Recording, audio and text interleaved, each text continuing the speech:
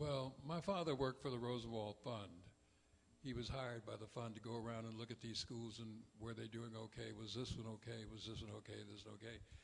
And in order to do this, the Rosenwald Fund had given him a car, an expensive new car, and maybe even expensive new clothes, I'm not so sure. But anyway, he's driving somewhere in Alabama, in rural Alabama, and gets stuck in the mud. And then out from the dark comes these two black guys, and my father thinks, you know, I bet these guys dug this hole in the mud, and they just did that so they could charge people money when they got stuck in the mud.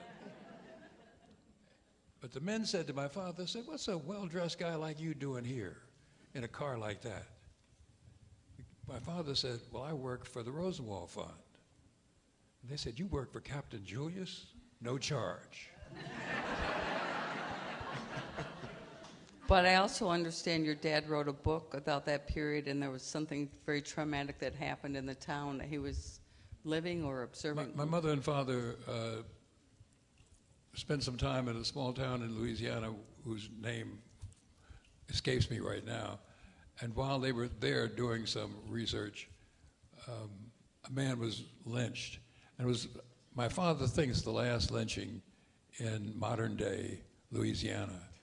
And it was just horrific, you know, for my parents to be in this community, knowing people who lived there and who knew the dead man and so on. Frightening, frightening experience. And it just shows how close we are to this period in our life.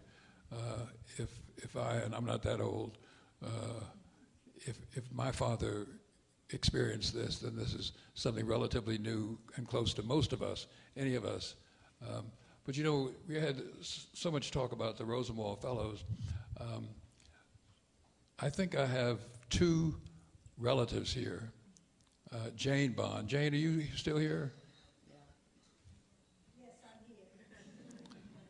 here. Her father received a Rosenwald Fund Award. And is Allison Bond here? No, her husband's father received a Rosenwald Fund. So if it hadn't been for Rosenwald, my family would have been in terrible shape. And then your dad, one more last story. I know your dad, especially since we have Ann here, there's a whole New Orleans story where your dad was going to see. Oh yes, he's going to go see this Rosenwald, remember the Rosenwald family, and she was living in a hotel in New Orleans, and my father and this other guy, black guy, came to the hotel to see him, and black people were not allowed to go to the hotel. But they called her, and she came down, and bam, the doors were open, and they were very active in the civil rights